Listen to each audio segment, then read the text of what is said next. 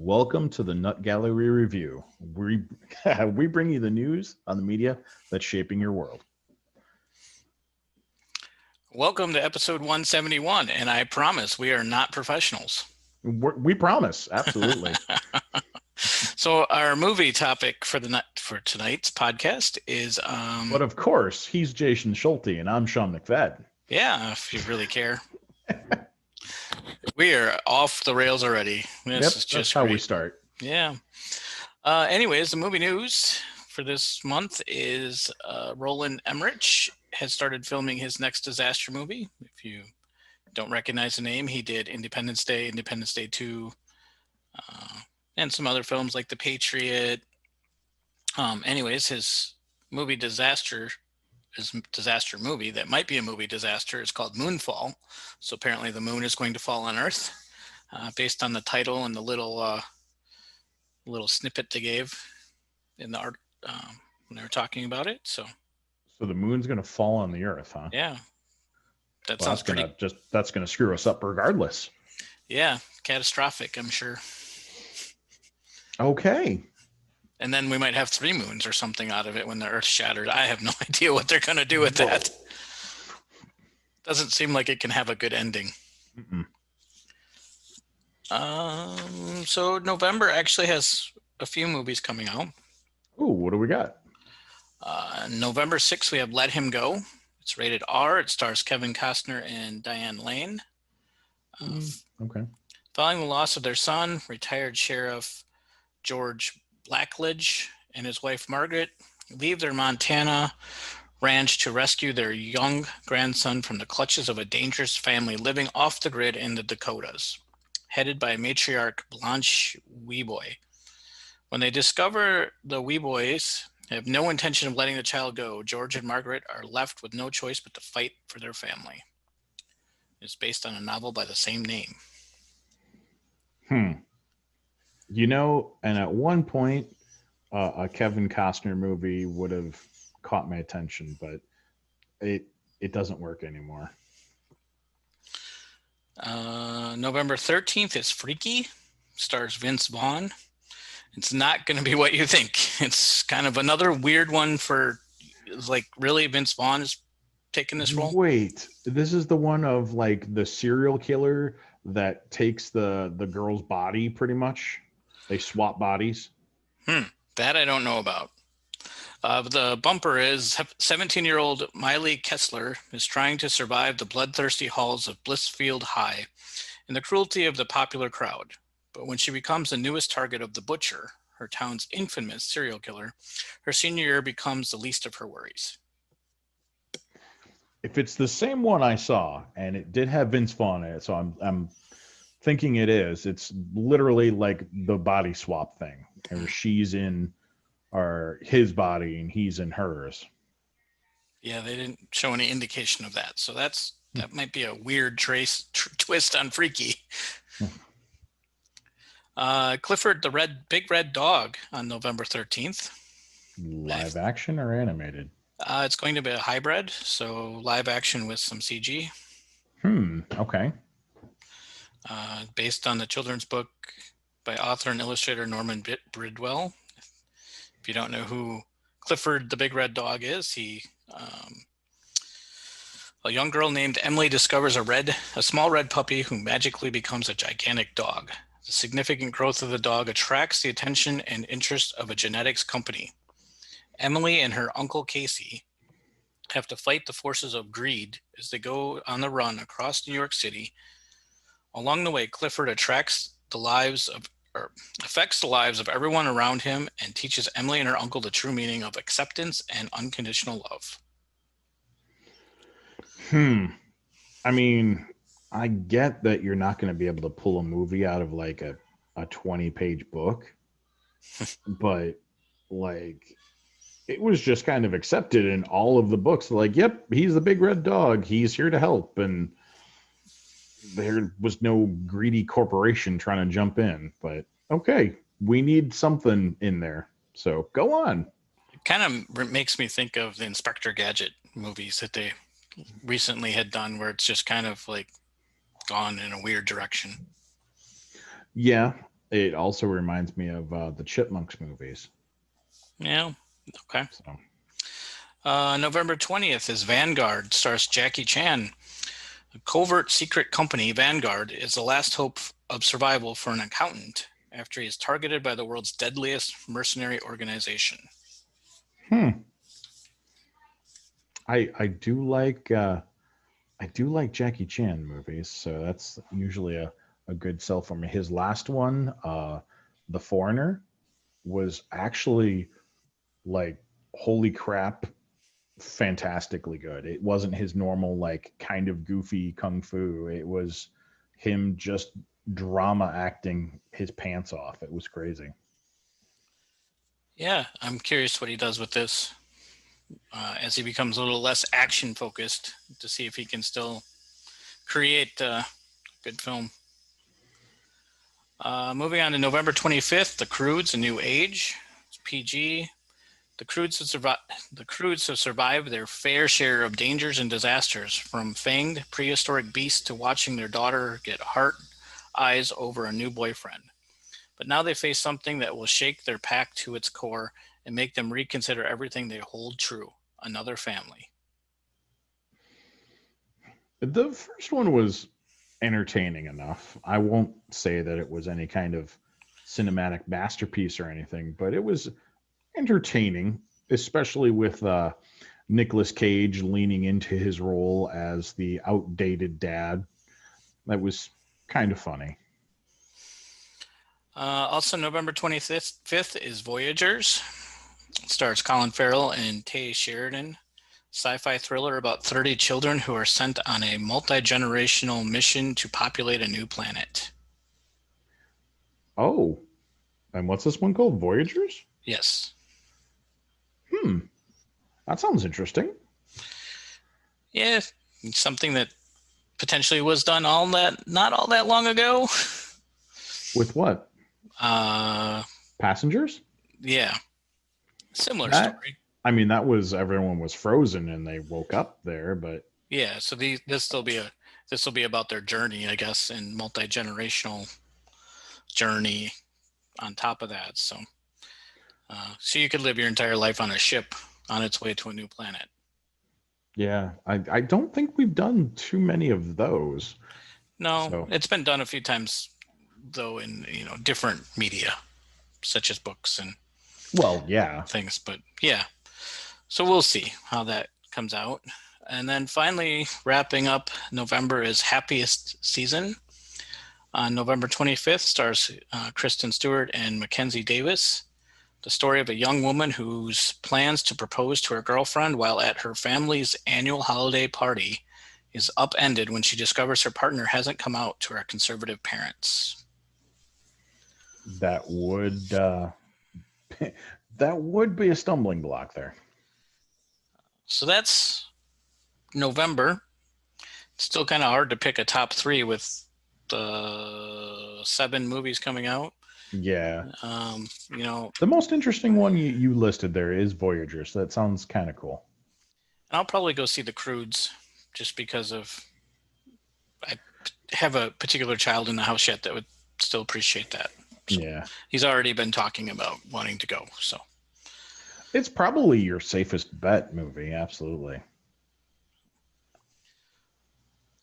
On to DVDs. DVDs. All right. More than I was expecting, but of course, not many that came out in theaters. So what we have Antebellum, which is, of course, leading off our horror movies here. Veronica Henley is no stranger to mystery. She's one of the most celebrated mystery writers in print. Henley is known for her realism and her ability to terrify readers, but things are about to become a little too real when she finds herself caught up in a world straight out of one of her books, one that becomes a legitimate nightmare. She will have to use all of her skills as a writer and a would-be detective to survive the horrors that await. So, fun times there. I mean, yeah. It is a premise we've used before, but, maybe they're twisting it there a little bit. We have Blackbird. which the big names in that one are Susan Sarandon and Kate Winslet. Lily is a mother dying of terminal illness. With not long to live, she gathers her family together to spend a final weekend sharing love, memories, so that all of them can prepare to accept her loss. Basically, it's them all coming together and trying not to bring their own drama to it, and of course, kind of failing. We have Misbehavior, talking about the heyday of beauty pageants. Big name attached to that one is Keira Knightley. And the Women's Liberation Front activists formulated a protest against the 1970 Miss World competition. And then the week of November 10th, my own personal favorite on this list is Bill and Ted Face the Music. Jay, did you get a chance to see this one? No, but you're the only person that has said anything positive about it. Really? Yeah. I liked it, man. Like, it's not like as crazy and as fast as the previous two, because Bill and Ted are, not young dudes anymore. Whoa, that's John Wick you're talking about right there. But no, I really liked it. I thought it was really good. His next return to a franchise will be Matrix 4. So we'll see how that goes. Whoa. Yeah. A Rainy Day in New York. No real big names attached to that one. However, it's kind of your rom-com. Essentially, a young couple goes to New York for a weekend. It's supposed to be this interview. It turns out that basically she gets wrapped up in movie making and starts dating a movie star. And yeah. Big names attached to this one are Elle Fanning, Selena Gomez, and Jude Law. Okay. I Met a Girl. Really? What's her name? And that's half the trick. Aspiring musician goes on a cross-country journey to reunite with the girl of his dreams. His journey is shadowed by the possibility that she may not have ever existed in the first place. He is battling schizophrenia. He must face the difficult situation at every turn when he is encouraged to chase her by his best friend while being discouraged by his brother, who is convinced that she is just a figment of his imagination. So it looks interesting. This one is probably the one this month that I've not seen that I'm most interested in. We have Mortal. No real big names attached to this one. It's a story about Eric, a young man who discovers he has godlike powers while hiding in the wilderness of Norway. He accidentally kills a teenager, and his powers are based in Norwegian mythology. It's him and a psychologist who believes that he is innocent of everything, and the two of them on the run dealing with his powers. Week of November 17th, The New Mutants comes out. I did want to see this one. However, I was told from multiple people to wait on this one because it's not really a superhero movie as much as it is kind of a horror movie. Big name attached to this one, of course, is Maisie Williams playing Wolfsbane. But I would like to see it. I'd like to see it as well. But it's getting pretty mixed reviews. What do they know anyways? That's fair. But just so that our audience knows, a little bit of mixed reviews on that one. Let's see here. What is up next? Relic. Relic is up next. Relic is, of course, Edna, a woman in her 80s, goes missing from a remote country home where she lives alone. Her daughter arrives along with Edna's granddaughter to find the elderly woman. When Edna returns to her own, strange events begin to happen. Edna may be suffering from senile dementia, but the strangeness of the events that begin to unfold cause everyone to suspect that paranormal influences are at work. With a movie title like Relic, you're expecting something really good, and then you read that, and I was like, oh, they failed the title. Sorry, man. Sorry. Summerland. Alice Lamb is a reclusive writer living in a seaside cottage near the British city of Kent. When London becomes unsafe at the onset of World War II and the German bombing raids, she is sent a young boy for whom she agreed to shelter through a program she forgot she had signed up for. Now she has no interest in caring for him, and she plans to get rid of him. Instead, the charming and intelligent boy grows on her as the bond begins to form. Aww.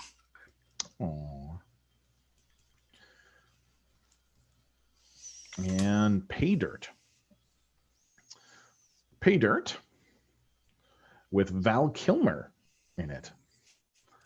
Damian Brooks is a hardened criminal who just came out of prison after doing 5 years. Now on parole, he's determined to find a hidden stash of illicit cash worth $33 million. He assembles a team of colorful but shady characters with checkered pasts to help him out on his mission, which turns out to be fraught with complications. Well, the movie wouldn't exist if it wasn't fraught with complications. Come on. He must evade the ever-watchful eye of his parole officer and a highly suspicious local sheriff. Brooks wears an ankle bracelet and does not want to go back to prison, but he wants that $33 million. Then we have Pokemon Mewtwo Strikes Back. I don't really think I need to go into that one too much. If you know Pokemon, you know who Mewtwo is. Come on. And finally, we have The Irishman, which is the best reviewed movie out of everything coming out. During World War II, Frank, quote unquote, the Irishman, learned how to kill people with efficiency. Upon his return home, he tried to settle down and fought for the labor union as a high official. He even became friends with the International Brotherhood of Teamsters president Jimmy Hoffa. Yet Frank couldn't walk away from his skill. He started to paint houses, kill people with a lot of blood splatter as a commercial and contract killer. He becomes a hitman for the Italian-American Buffalino crime family. As an old man, Frank thinks back about his time as a criminal and a killer from his role in Hoffa's disappearance in July 1975. And that, everyone, is your movies.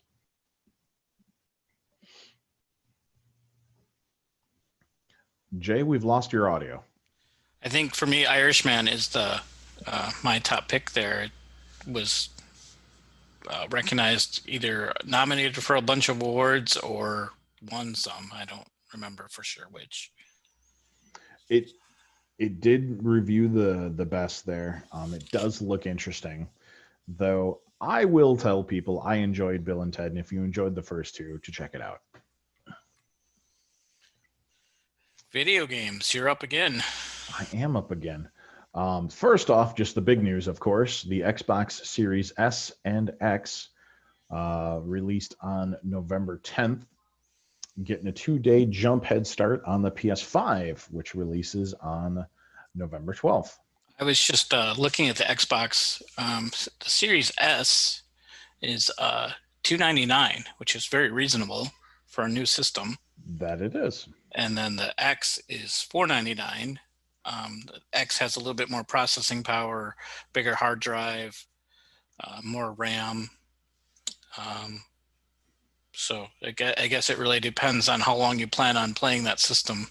It might be worth the extra $200 to have those other things. Otherwise, as we all know, you end up upgrading them anyways. Yep. So I thought $299 for a starter. Like, if you don't have an Xbox and you want to get an Xbox, that's not too bad for a new system. No, it's not bad at all, honestly.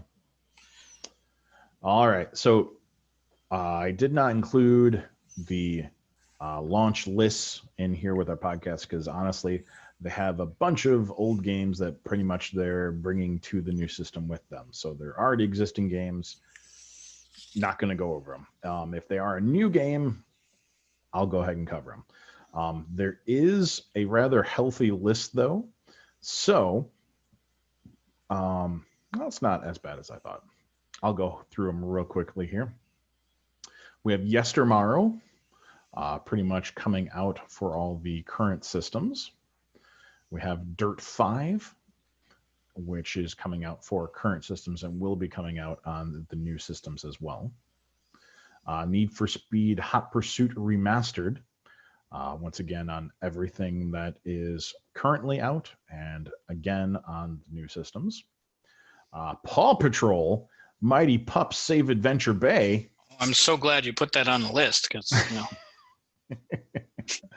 all current systems November 6th. Assassin's Creed Valhalla on everything. They always crank out a good game. So NBA 2K1 releasing on the new systems on launch. The Falconeer comes out on the Xbox series of systems and PC at launch. Warhammer Chaosbane comes out on the Xbox new system. It's actually a new game coming out for it. Yakuza Like a Dragon comes out on pretty much everything November 10th. Just Dance 21 comes out on all current systems on the 12th. And Marvel's Spider-Man Miles Morales comes out on the PS4 and the PS5. And Watch Dogs Legion comes out for the new systems at launch. Yeah, that'll be one of the games that I will miss, that I won't be able to play right away, because I don't probably have a new system right away. But we'll see. There's a few good games coming in there. Not quite enough to make me have to buy a new system just yet. No. There is some quality there, though. Yeah, it's always that awkward time right now. Like, oh, it's only coming on a new system. Oh, it's still coming on the old system. Oh, yep. How much different is the new system game versus the old system game? Yeah. The only, I've had some experience with playing games on quote unquote the older gen when the new one came out, and it was the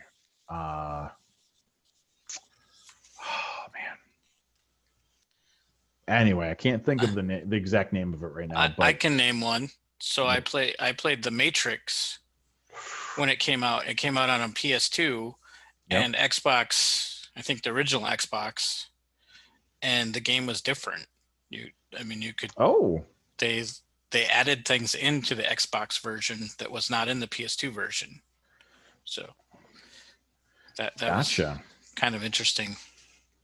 Yeah, it was. God, I keep wanting to call it Dragon Quest, but I know that's not it. But anyway, what it was, Dragon Age. That's what it was. Dragon Age Inquisition.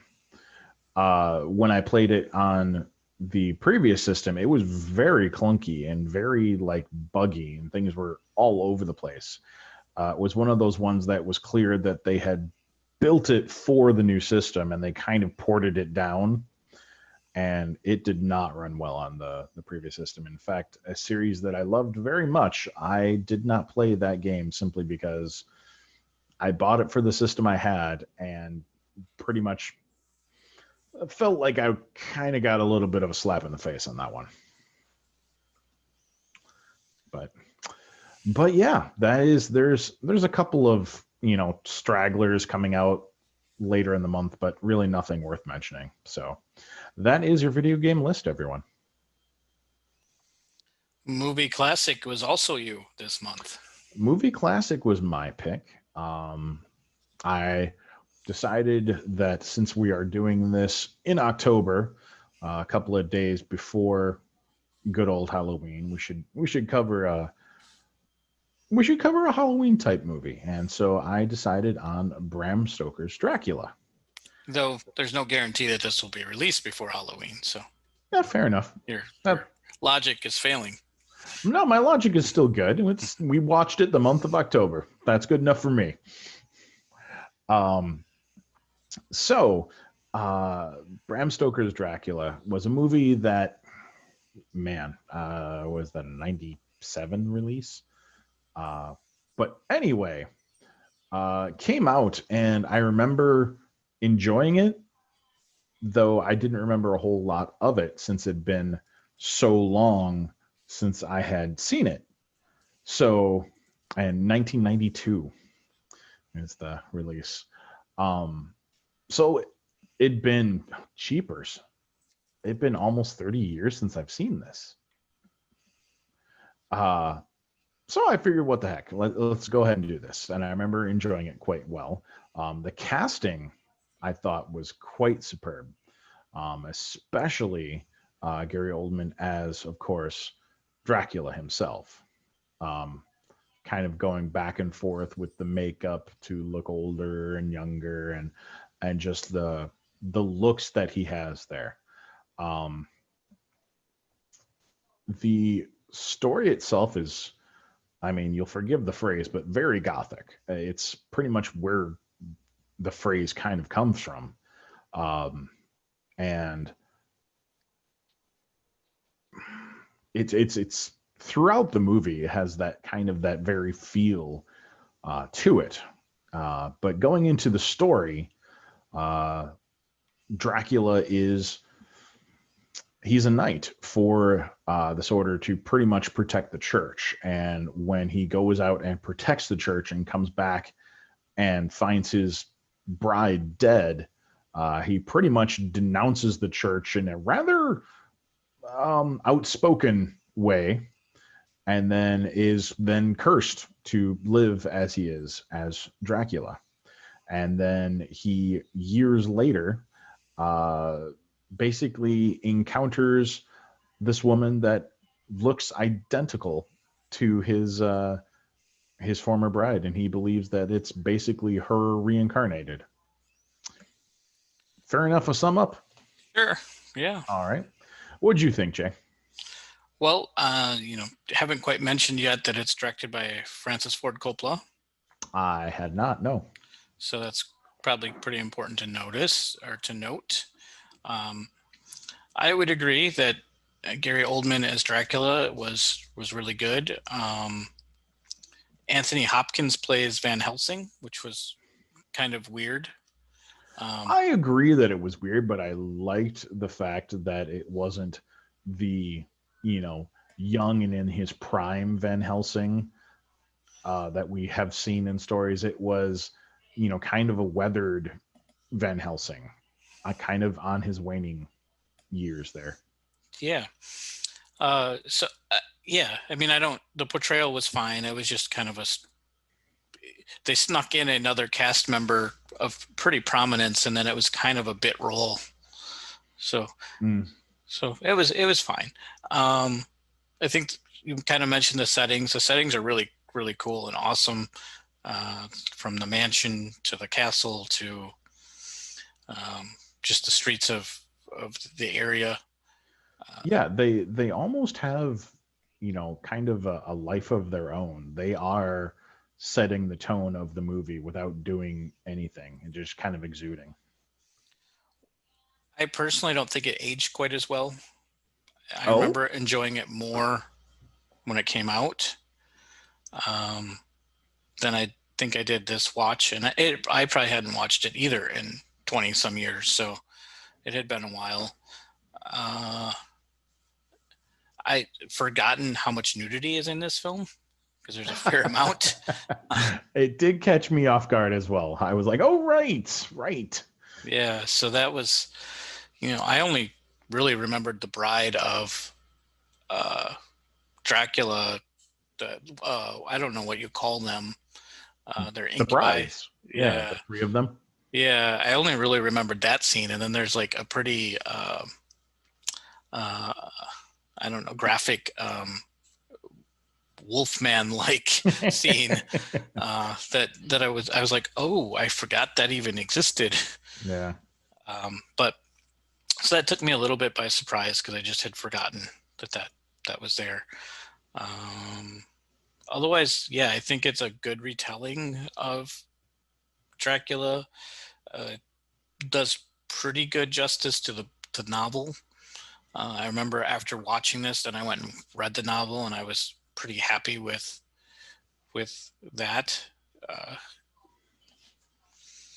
So those are kind of my thoughts. Okay. Yeah, I remember first time I saw this, really kind of pulling for Jonathan Harker, who is played by Keanu Reeves. I was like, well, yeah, clearly he's our hero, and so, and Dracula being Dracula has to be the bad guy. And what I think I was a sophomore in high school when I saw this the first time. So those were easy things to kind of latch onto. I think seeing it now and seeing it a little bit differently, you can kind of see like you empathize with Dracula a bit more, and kind of, I mean, yeah, he still goes a little crazy and is just you know eating an entire ship full of people, and you know and supposedly his love's best friend and everything like that, but it's essentially the fact that he's gone these hundreds of years believing that his love is gone, and then seeing who he believes is her again, and it kind of plays the movie a little bit like, yes, it kind of is her. And just the story there is a lot more, it has more depth than a standard monster slasher movie. So, and I can't watch this evidently without my girlfriend bawling her eyes out every time when when the end rolls around. So she turns into a big blubbering mess, and I asked her permission if it was okay to say that, and she said, "Yeah, it's okay." Well,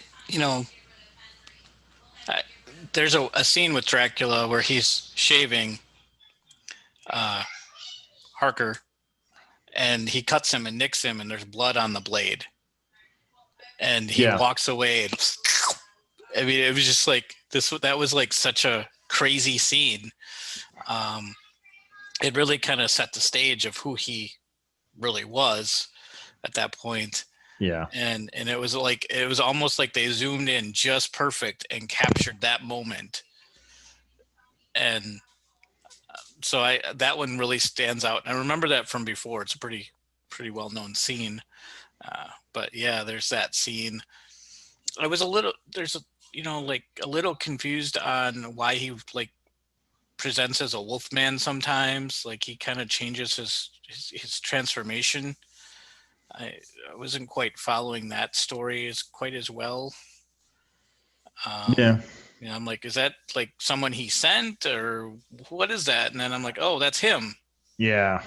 That was kind of a weird deviation from some of the other Dracula characters we've seen over the years. That's true. And in fact, I think on the first time I saw this, I didn't even put together that they were the same character. So yeah, I see where you're going with there. Yeah, my wife too is like, isn't that the same character? I'm like, yeah, that's weird, isn't it? She's like, yep. So I have no qualms with it being a classic because it clearly fits. It belongs in the Dracula lore. They really took some effort to capture the novel into a movie. So I don't have any problems with calling this a movie classic and it being your pick. I think your hesitation in some spots might be that it being a longer movie, and the pace does move a little slow at times. Is that correct? What I'm picking up there? I guess I don't know that I was going there. Okay. There was just a few awkward scenes, and I think it was, maybe my remembrance of it was going against reality of the movie. Watching it 25 years later, Yeah. Maybe I was thinking it was a little different, maybe story than what it was. So I don't disagree with it being a classic in any means. So I'm fine with that. Okay. I would also heavily leave this in the classic film. I think actually I can't say I've seen any bad Dracula movies. But this one certainly puts attention to the story and puts attention to the details, and it's not about the scare of him showing up and draining your blood. It's the fact of this is Dracula has a plan. Dracula is, trying to accomplish something, and he's not, doing it for some evil purpose. He has to do these things to get there. Yeah. I'm willing to close it out on that. All right. Dracula, movie classic, added to our list. So that puts us to the final thing. What have we been up to? I have been playing Made of Scare, which is a kind of puzzle. Do you remember 11th Hour, 7th Guest? Yes. Or 9th Guest, whatever it was. No, it was 7th Guest, I'm pretty sure. So it's kind of like those where you have puzzles to solve. You have to ring bells. You have to avoid, though, bad guys that are roaming. They don't really have eyes. Okay. So they go off of sound. So you have to kind of crouch and crawl and hold your breath in places as they walk by. You have to, like, one of the challenges, you have to find a beer tap handle, put it on the beer taps, and you have to pull the beer taps down in the right order to unlock to open up a secret passage. Right. The puzzle games of old. Yeah. So it's kind of like that with the added twist of hiding from these roaming creatures. And so I've been playing that a bit. It's definitely challenging. I've gotten lucky on a couple of the puzzles and mazes. I've been reading Babylon 5 Accusations, which is book 2 in the Babylon 5 series that came out in the 90s. Nice. When the series was going. I got caught up on the 911 series, so I'm ready for the new season to come out. Once again, there's just some episodes that could have been movies. They're that good and that intense. We're still watching Big Bang, and I am reading Mr. President by Harlow Gills Unger, and it's actually about George Washington and the formation of our Constitution and our beginnings of our government, and all the challenges that took place in forming the Constitution, the Bill of Rights, and I guess it's no strange thing that we're in the middle of chaos now, because it was chaos then. Like, the president didn't really have a role, and back then you elected the president and the second person was a vice president, and there was just a lot of no one really knew what they were supposed to do, like who should be doing treaties, who should be appointing people, because it hadn't been done yet. So it was kind of a build the plane as they flew it type environment. Nice. Or build the covered wagon while they built it. So it's kind of just really interesting to hear how that kind of developed early on. And, surprising characters coming in and out of the story a little bit of what their role was, like Thomas Jefferson and some of those, and how they fit. And then, like, adversaries, even like one of his adversaries even just put him up in his house in New York because they didn't have a capital yet, and said, you can use my house as the capital until you figure out where you're going to be. Nice. So it's just things I didn't know, and it's kind of helps build the framework of where we are today with things. Very nice. Very nice. Myself, as far as reading, I finished Battleground by Jim Butcher, and am taking a little time to recover from that. There, the emotional trauma there. As far as gaming, still enjoying Deep Rock Galactic, but I kind of got pulled back into Red Dead Online with some friends that are playing that, and it's it's an interesting thing because it's a game that I very much enjoyed when it came out, and the world and everything is just so lush and detailed, and um, you can just get lost in the world. And I'm like, okay, and I put it in, and I hopped down online, and I'm like, oh, you son of a bitch, this is scratching an itch that I'd forgotten was there. So having fun doing that there. Um, we did finish Picard, and we finished Dark Crystal: Age of Resistance, which were a series that my girlfriend and I were watching, but she didn't want to finish. So, kind of the 1 week we sucked it all up and got through them all there. It's kind of like watching the 13th episode of Firefly. You just don't want to do it because you don't want to know that that's the it. Yeah, yeah. Um, Otherwise, um, there was some newer things I was going to tell you about, but I can't seem to recall them right now. And in the spirit of Halloween, we watched The Bride of Frankenstein, which I had not seen yet, which I did quite enjoy. And yeah, I think that's it. All right. Until next time. Good night, everybody.